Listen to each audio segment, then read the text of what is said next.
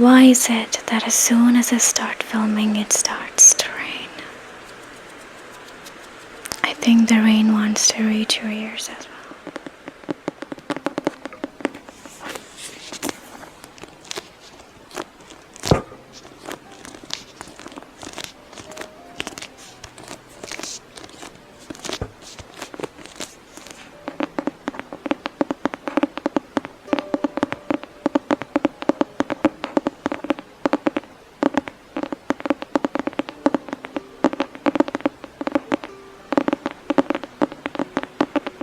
11th of August, 3 a.m.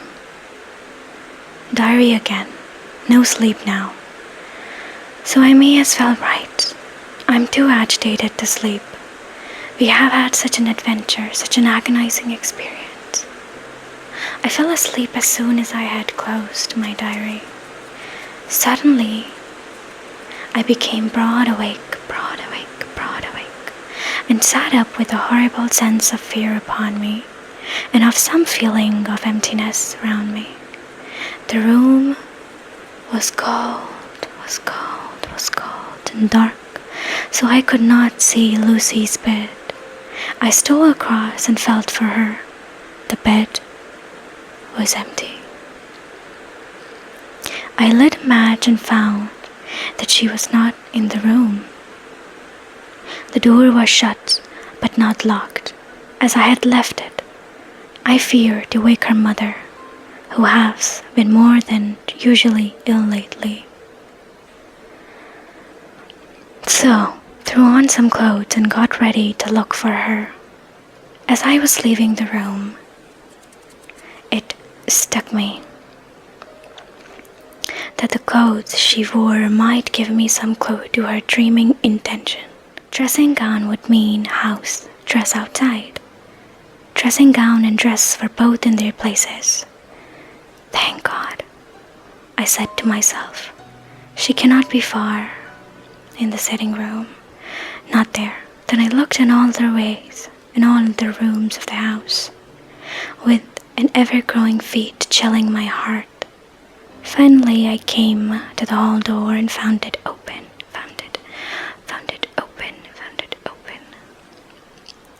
It was not wide open, but the catch of the lock not got. The people of the house are careful to lock the door every night. So I feared that Lucy might have gone out as she was. There was no time to think of what might happen. A vague, overmastering fear obscured all details, all details.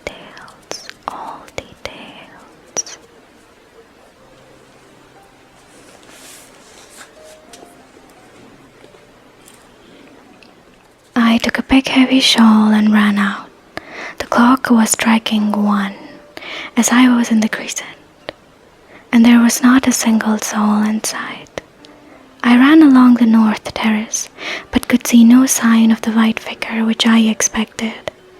At the edge of the west cliff above the pier, I looked across the harbor to the east cliff, in the hope or fear, I don't know which, of seeing Lucy in her favorite seat.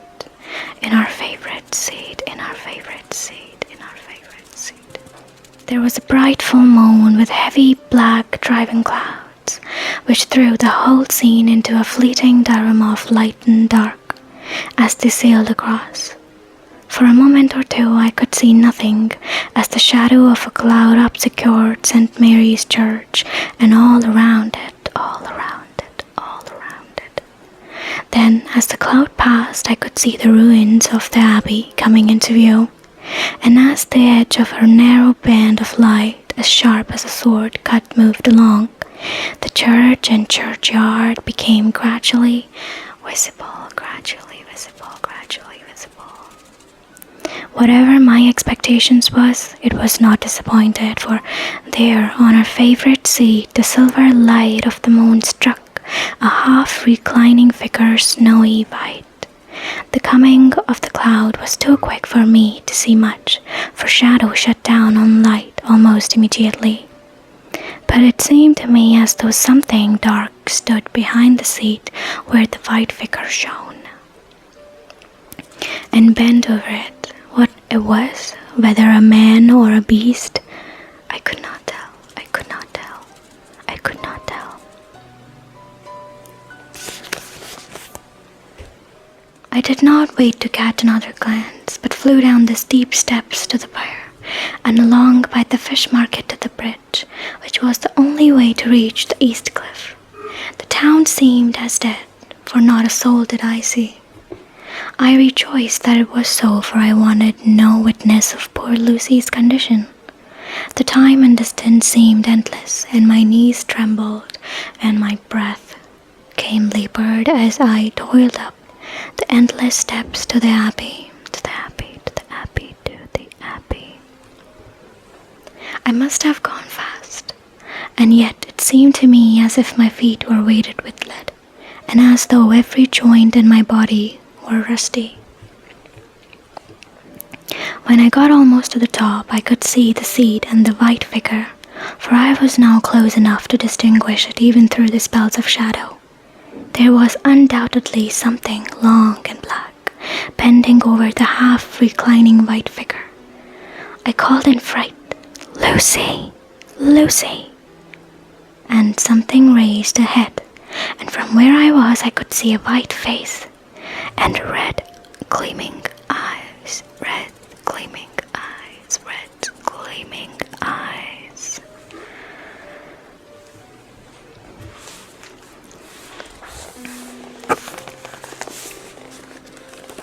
Lucy did not answer, and I ran on to the entrance of the churchyard. As I entered, the church was between me and the seat, and for a minute or so I lost sight of her. When I came in view again, the cloud had passed, and the moonlight struck so brilliantly, that I could see Lucy half reclining with her head lying over the back of the seat. She was quite alone, and there was not a sign of any living thing about. Then what was it? When I bent over her, I could see that she was still asleep. Her lips were parted, and she was breathing, not softly as usual with her, but in long, heavy gasps, and those striving to get her lungs full at every breath. As I came close, she put up her hand in her sleep and pulled the collar of her nightdress close around her, as though she felt the cold. I flung the warm shawl over her and drew the edges tight around her neck, for I dreaded lest she should get some deadly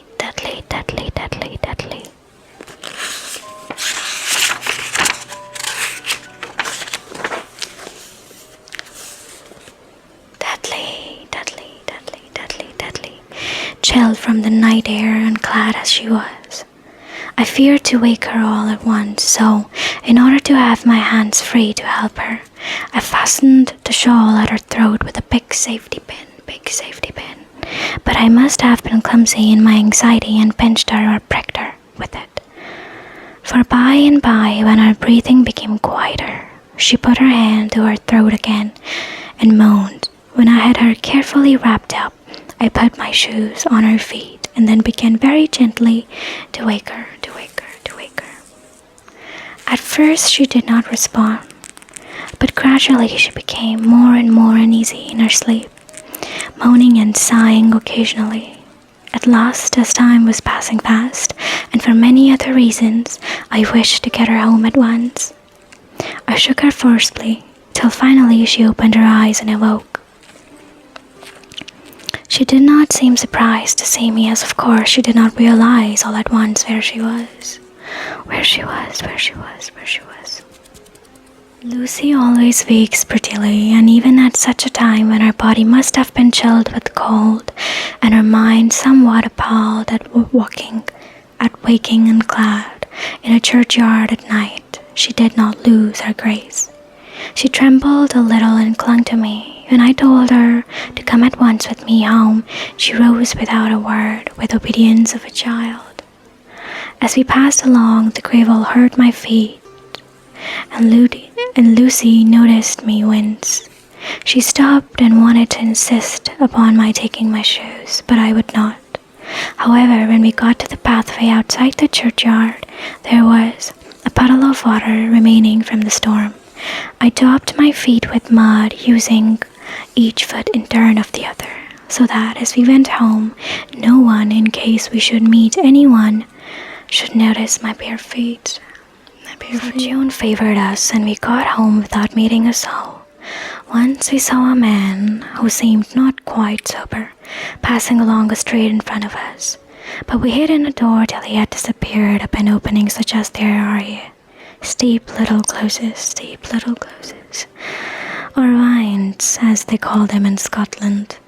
My heart beat so loud all the time, sometimes I thought I should faint. I was filled with anxiety about Lucy, not only for her health, lest she should suffer from the exposure, but for her reputation, in case the story should get wide. When we got in and had washed our feet and had said a prayer of thankfulness together, I tucked her into a bed. Before falling asleep, she asked, even implored me to not say a word to anyone, even her mother, about her sleeping, walking adventure.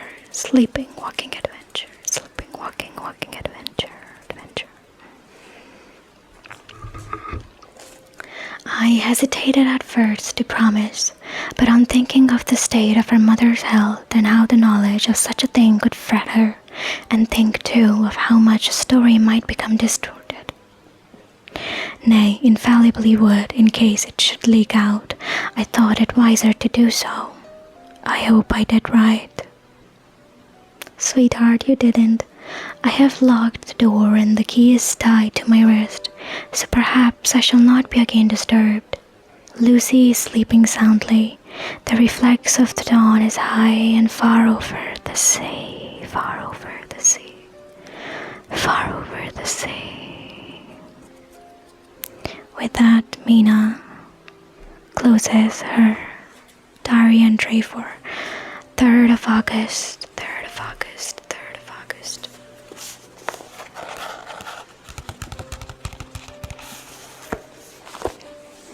Third of August. This is one of my favorite chapters. Another one of my favorite chapters is the one where Dracula encounters Mina. And she faces him at last. She tells about it to Jonathan, her husband, the experience she had. That is also one of my favorite chapters. Have you read Dracula? Let me know what is your favorite one. Which chapter? What chapter is your favorite?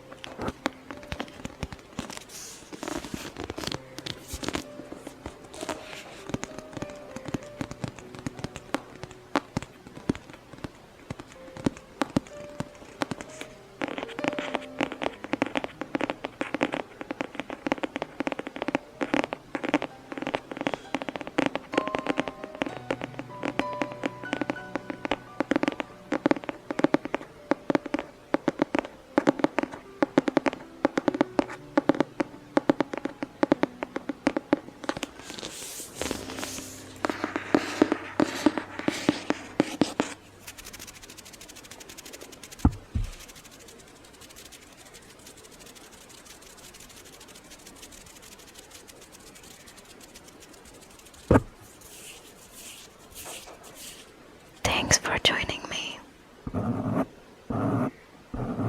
Thank you so much for joining me. Thank you so much for joining me. Thank you so much for joining me. Thank you so much for joining me. Take care till then. Take care till then. Take care till then. Lovely people of planet Earth.